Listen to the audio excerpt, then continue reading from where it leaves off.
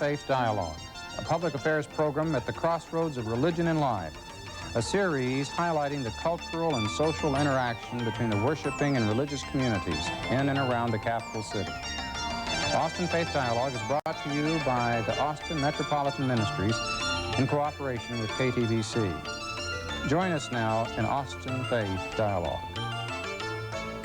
Hello, I'm Richard Thompson, pastor of Central Presbyterian Church, and your host for today's edition of Austin Faith Dialogue. We're privileged today to have a leading broadcast journalist in our midst, Bill Moyers, who's here in regard to the premiering of his film, Amazing Grace, which is to be shown at the Lincoln Theater for 2 weeks beginning May the 18th. Bill, we welcome you back to Austin, and I understand that you once lived and worked here. I'm delighted to be back. In a way, this is my intellectual home. I really began to emerge here as a student. My curiosity began to emerge here as a student at the University of Texas, and I worked at KTVC for 3 years while I was at the university. So professionally and intellectually, Austin and KTVC are my home. It's been a nurturing place for you. It truly has. Wonderful people here. Paul Bolton, who was the news director, Cactus Pryor, who worked here then, right, and a host of professors and teachers at the university were mentors to me. Well, we're always glad when you do come back, and I know that the occasion for your being here now in terms of this film is one that people will be interested in knowing about how Amazing Grace came about. Well, I guess I'd have to say it grew through my life. I mean, I first heard this hymn when I was growing up in the Central Baptist Church of Marshall, Texas, and over the years I would hear it in different occasions, religious occasions, secular occasions. I'd hear it on the radio after Judy Collins made it so universally popular in the 1970s, and it just became part of my own conscious unconsciousness. It was constantly coming up from my past, from my experience.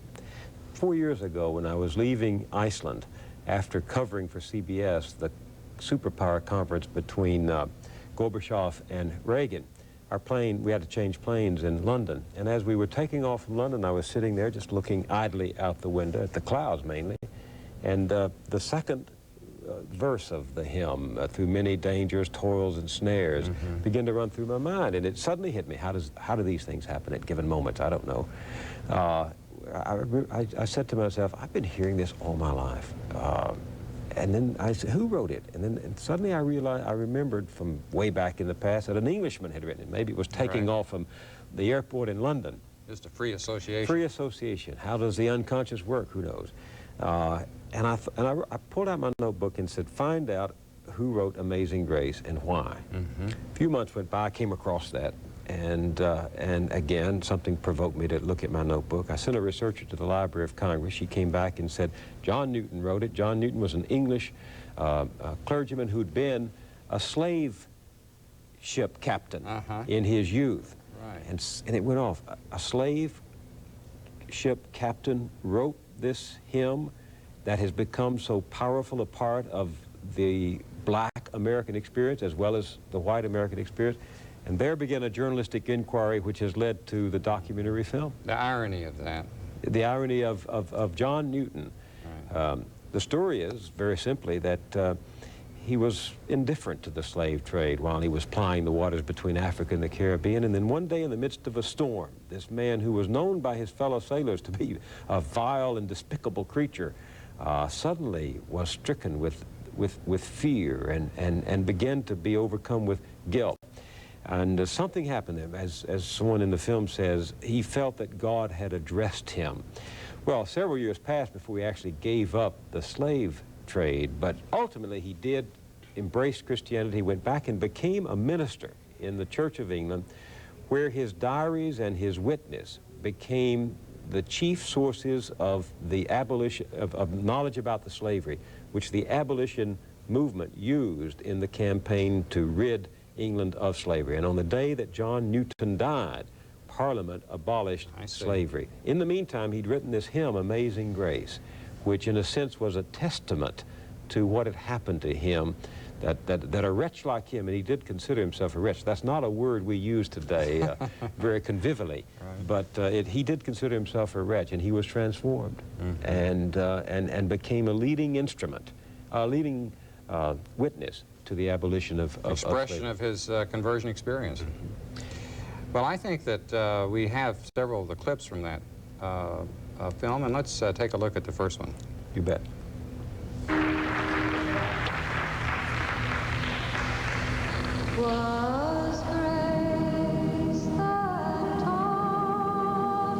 I knew this song, Amazing Grace, from probably before I can remember having known it.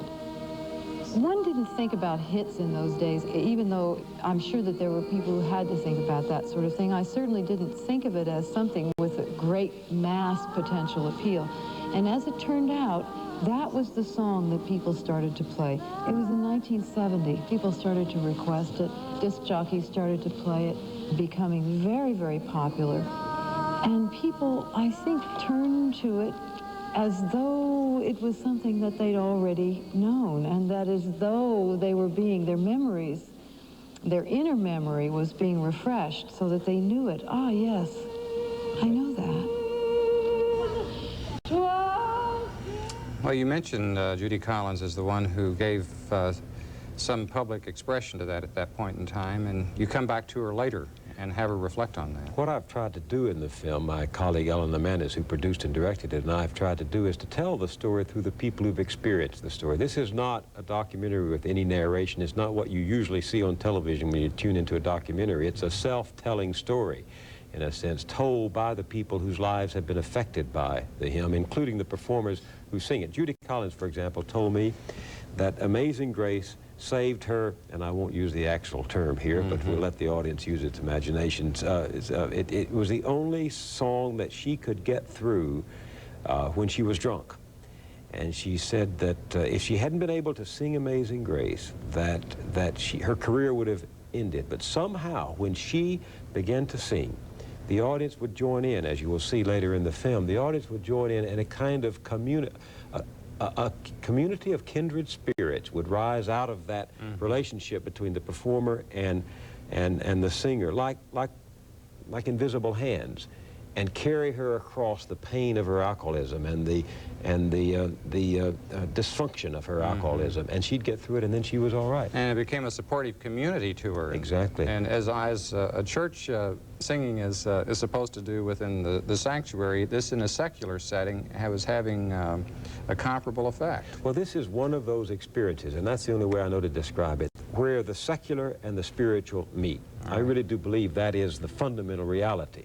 That we are not all secular and we're not all spiritual, but that we are both creatures of the body and creatures of the soul. And it is in the experience of a community of like-minded and kindred souls that we find our safety net, and we find our ultimate expression of our own individual identity. And that happened to Judy Collins. It happened to Johnny Cash. Johnny Cash talks about singing the hymn in the cotton fields with his mother in Arkansas after his brother's death, and how that buoyed him as a young man. Right.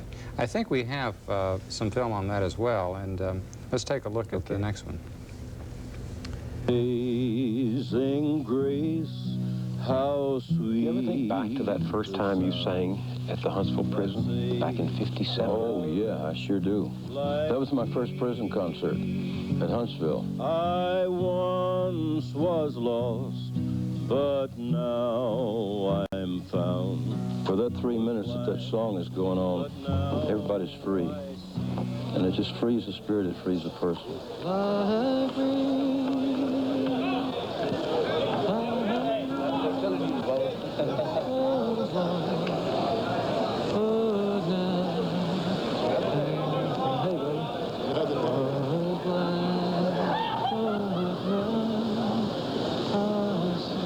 I ended up in a lockup,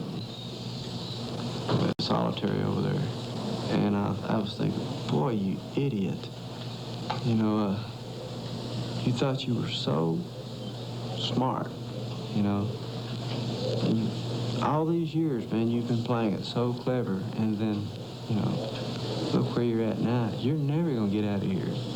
You're never going to get out of here. And almost immediately, the words to Amazing Grace became real to me. I couldn't hardly sing that song and get through, you know, 4 verses of it without choking up. As a songwriter, You know what I think about that song as a songwriter, objectively? There is a song with no guile. Song with no guile. I think that's it. There's no religious doctrine or dogma in this hymn. It touches something that is above, below, and beyond organized religious, orthodox religious creed. It is something that I think is germane to all of us as human beings. Something about the sublime that it touches without guile. Well, I think it's probably no accident that of all the hymns that you could have chosen to give an emphasis to, this one, which is not sectarian.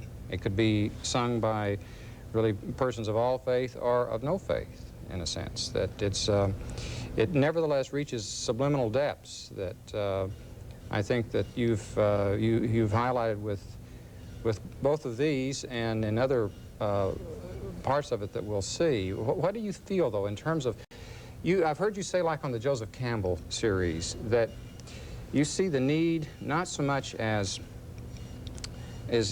television being the conveyor of religion, but of spirituality. Well, Joe Campbell said of religion that it comes from a root word whose meaning is religio. It comes from a root word religio, whose meaning is to connect. It connects us one to another. It connects us to the fundamental nature of our own being, to our spirit, to our soul, and that religion does connect us. Well, television is not only an instrument of commerce, but an instrument of communication. And it can link people sitting there at home with other people of like-minded needs or interests.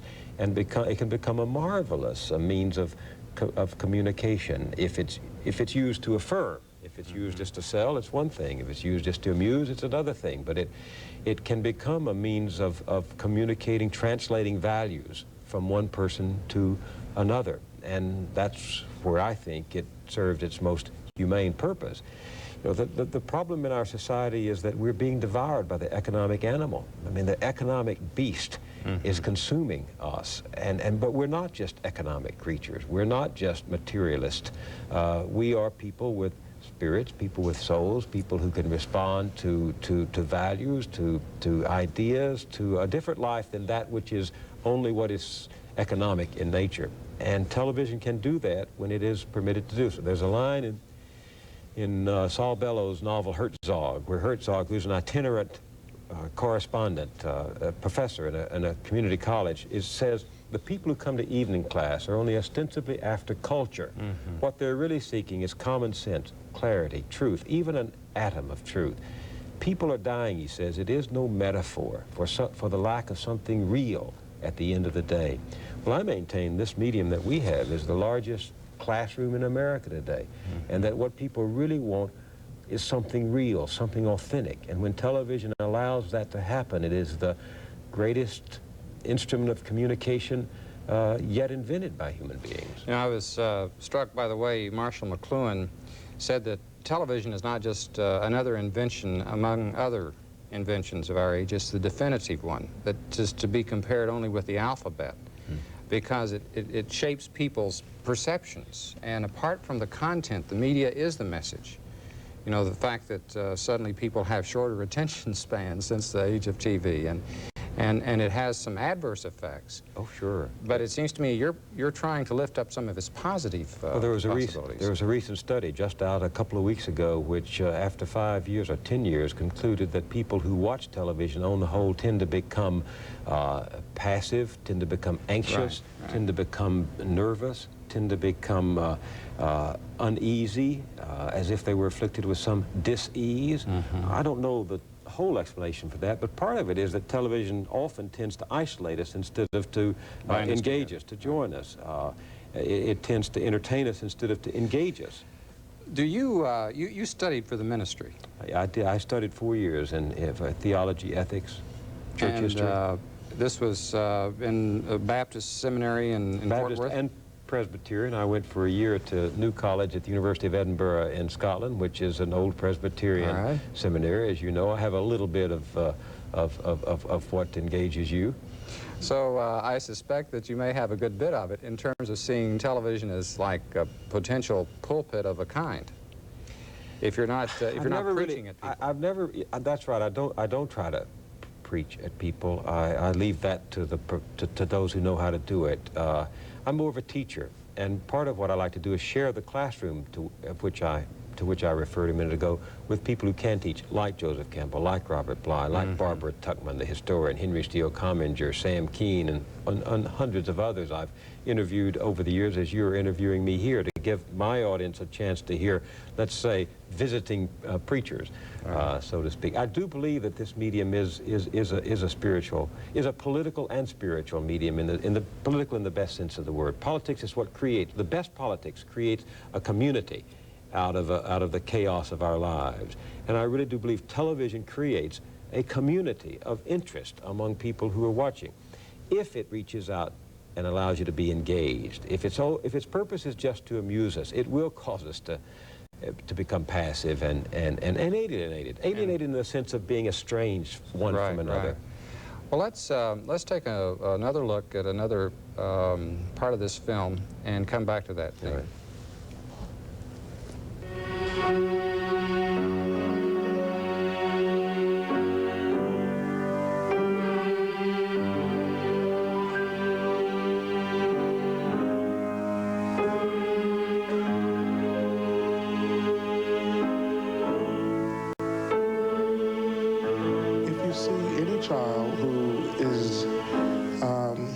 Just passing time, most like to sing or listen to music, or in this day and age, rap.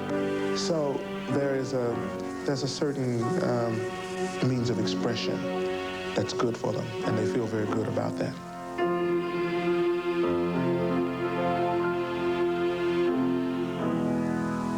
It's a way to express, to come from the inner soul.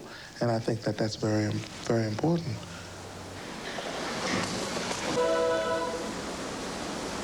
Gord, Amazing Grace is one of the very popular songs in our repertoire. And we'll be doing it in Japan, singing it in Japan.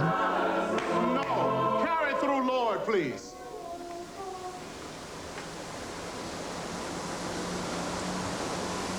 Pictures again, please. 1, 2.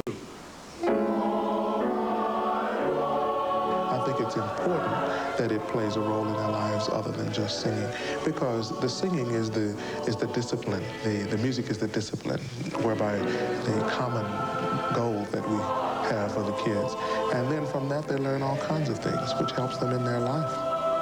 We have some boys, men now, who have become doctors, lawyers, stockbrokers, teachers, preachers, and the commonness through that is the discipline, the stick-to-itiveness, the ability to set a goal and reach it. There's community right before us, isn't it? There, among those boys who participate in that choir and among those of us who watch, as you will see in the film, we experience their experience, and that's the main, seems to me, the main value of this film. Suddenly, as a white man, I see those blacks reacting to this song the same way I did growing up in the Central Baptist Church of Marshall, Texas. And I think blacks who've seen it have said to me, they didn't know we whites reacted the same way to this song. And suddenly, your imagination is transformed. I think the most needed faculty in the world today is a moral imagination, the imagination that enables me to see beyond how you look with your glasses and your Presbyterian background and your tie to the fact that you feel as I do about certain things, whether you're white, black, whatever your religious orthodoxy has caused you to become. And when you experience the Harlem Boys Choir singing this song, or when they experience Jean Ritchie and her family, or Judy Collins singing, suddenly you realize, hey, you know, I could be black and think the same thing about this song, or I could be white and think the same thing about this. In terms of our common humanity. The fact that there is something within us which responds to the sublime. Well, you know, one thing that, as I've watched these clips, I get the feeling that I had when I went to the Guggenheim Museum in New York. The modern museum. Right, and it has this spiral. Frank Lloyd Wright had it where you're always kind of off balance, but the effect is that you can look at one painting from a number of different angles and levels, and each time you see it from that different perspective, it has a different effect. And Amazing Grace, as we've seen it from 3 different views here, that reminds me of that. That's a very important insight. Some people have said to me that they expected when they went to see the film in the few previews we've had that it would become repetitious hearing this song 24, 36 times. It never is, because every time it's sung, it's with a different insight, and every time a different group or a different person sings it, he or they or she bring to it a life's experience that gives a different inflection to it. And suddenly you're engaged in the art of moral imagination. You are seeing something differently through the eyes and experience of someone else. And that, to me, is liberating. I'd like for you to help me resolve a conflict in my own mind as a pastor in the latter part of the 20th century, as someone who is moved by Amazing Grace as much as people have been over preceding centuries, but is keenly aware of the forces of indifference, of alienation, of the injustices that are so massive in their character that it seems to almost overwhelm the individual. And you worked as press secretary for President Johnson. Right. You come out of a social action mode, and yet here you are in the latter part of the 20th century and as promoting a spiritual, individual kind of relationship. I felt that in the Joseph Campbell series. I pick it up in this film, that the moral imagination as it is stirred and awakened within the individual consciousness. So share with me, if you would, how you reconcile this obvious need for individuals to be awakened and motivated within their own lives, and yet how that can so easily be just overwhelmed by the forces that seem beyond our control. Well, I think you put your finger on what is the crucial test facing us as a society, and that is, how do we translate our own individual consciousness into political movements that can reflect the values that come about because of our individual transformation. I mean, if I knew that, I knew how to wave the wand and create a new Reformation or a new Renaissance or a new American Revolution. I think the practical alternative is that there is, first of all, no alternative to the individual who takes himself or herself seriously as a political creature. That is, I matter and I can make a difference.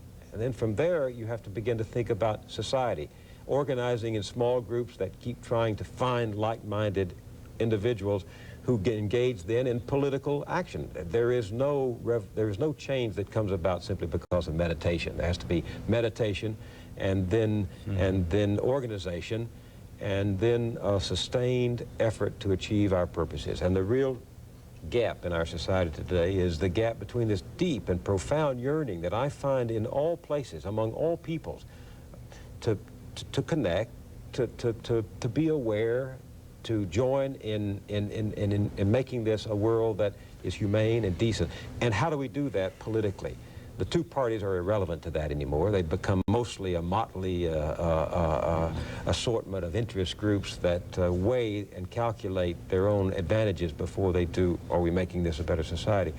We're waiting right now. It's a great period of anticipation in America for some new insight and some new empowerment that enables us to get a hold on, as you so accurately described, the enemy of our society, the alienation of our society, the frustration of our society. And, you know, I think of Martin Luther King as someone who picked up on the amazing grace motif in his own ministry and his own life as a pastor within the religious community, but somehow was able to convert that into this, the civil rights movement that just singing Amazing Grace by itself within the piety of local churches wouldn't have done it. That's right. Feeling good is not going to save anything, including one's own soul or one's own society. One has to translate that into ethical action, because ethics is how we relate to each other and not just how emotionally I feel. But there has to be that empowerment. And it just dawned on me, John Newton, the author of the composer of this music and these lyrics, was perhaps the best example in terms of once he got out of his limited mindset and made that individual conversion, he didn't just stay in the corner in his prayer, but didn't he work with Gladstone and some others to bring this about? You'll see in the documentary that he became the prime source of the abolitionist movement for what slavery was really like. Richard, he was a powerful writer, and his diaries are full of the most descriptive scenes of what it was like to be a slave, and those became the ammunition that the abolitionists used. So I hadn't quite thought of it the way you just expressed it, but you're right. He did not just repent of his sins. Right. He did not just come home and massage the faithful. He not only repented, but he pounced upon the evil that he denounced. And he became an instrument for reconciliation out of his own dark past. And I think that's the story of the human race, that from our own sins comes an awareness that we can do better than we did if we act in concert with others. In the brief time that we have left, let me just offer a quick commentary. And that is that we've been watching the amazing grace of John Newton as he created these words and has passed this on from one generation to the next with such a variety of people inspired and moved both individually and corporately. And one of the people that is moved is Bill Moyers. And I think that in behalf of the Austin community, in behalf of the larger society, that it's important to say that your life, your career is amazing grace in itself. Well, I appreciate that thought, and I'm grateful to you for saying it here, where I feel so much at home. And we look forward to the opportunity for people in the Austin area to see this film as it's shown at the Lincoln Theater at I-35 and near 290, beginning May the 18th, and encourage all to respond to this opportunity. I'm Richard Thompson, thanking you for watching on behalf of the Austin Metropolitan Ministries. Peace be with you.